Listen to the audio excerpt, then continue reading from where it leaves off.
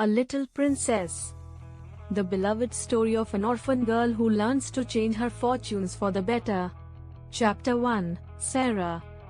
Once on a dark winter's day, when the yellow fog hung so thick and heavy in the streets of London that the lamps were lighted and the shop windows blazed with gas as they do at night, an odd-looking little girl sat in a cab with her father and was driven rather slowly through the big thoroughfares. She sat with her feet tucked under her, and leaned against her father, who held her in his arm, as she stared out of the window at the passing people with a queer old-fashioned thoughtfulness in her big eyes. She was such a little girl that one did not expect to see such a look on her small face. It would have been an old look for a child of 12, and Sara Crewe was only 7.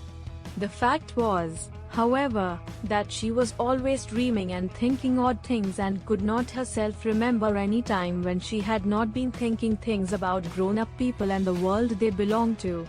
She felt as if she had lived a long, long time. At this moment she was remembering the voyage she had just made from Bombay with her father, Captain Crewe. She was thinking of the big ship, of the lascars passing silently to and fro on it, of the children playing about on the hot deck, and of some young officers' wives who used to try to make her talk to them and laugh at the things she said. Principally, she was thinking of what a queer thing it was that at one time one was in India in the blazing sun, and then in the middle of the ocean, and then driving in a strange vehicle through strange streets where the day was as dark as the night. She found this so puzzling that she moved closer to her father. "Papa," she said in a low, mysterious little voice which was almost a whisper. "Papa." "What is it, darling?"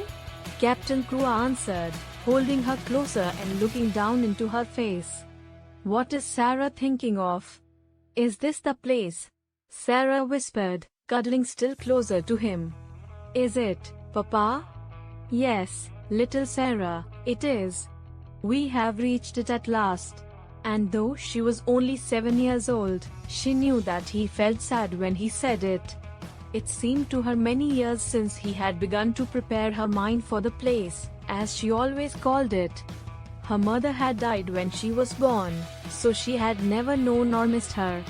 Her young, handsome, rich, petting father seemed to be the only relation she had in the world. They had always played together and been fond of each other. She only knew he was rich because she had heard people say so when they thought she was not listening, and she had also heard them say that when she grew up she would be rich, too. She did not know all that being rich meant. She had always lived in a beautiful bungalow, and had been used to seeing many servants who made salams to her and called her Missy Sahib, and gave her her own way in everything. She had had toys and pets and an ayah who worshipped her, and she had gradually learned that people who were rich had these things. That, however, was all she knew about it.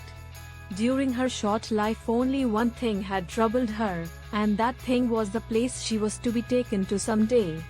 The climate of India was very bad for children, and as soon as possible they were sent away from it, generally to England and to school. She had seen other children go away, and had heard their fathers and mothers talk about the letters they received from them. She had known that she would be obliged to go also, and though sometimes her father's stories of the voyage and the new country had attracted her, she had been troubled by the thought that he could not stay with her. "Couldn't you go to that place with me, Papa?" she had asked when she was 5 years old. "Couldn't you go to school, too? I would help you with your lessons. But you will not have to stay for a very long time, little Sara," he had always said. "You will go to a nice house where there will be a lot of little girls, and you will play together, and I will send you plenty of books, and you will grow so fast that it will seem scarcely a year before you are big enough and clever enough to come back and take care of Papa." She had liked to think of that. To keep the house for her father, to ride with him, and sit at the head of his table when he had dinner parties, to talk to him and read his books. That would be what she would like most in the world, and if one must go away to the place in England to attain it, she must make up her mind to go. She did not care very much for other little girls, but if she had plenty of books she could console herself.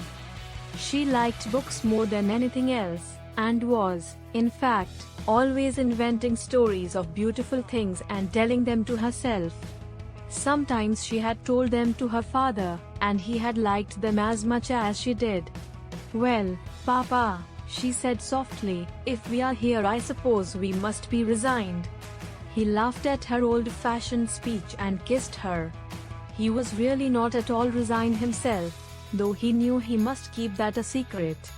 His quaint little Sara had been a great companion to him, and he felt he should be a lonely fellow when, on his return to India, he went into his bungalow knowing he need not expect to see the small figure in its white frock come forward to meet him. So he held her very closely in his arms as the cab rolled into the big, dull square in which stood the house which was their destination.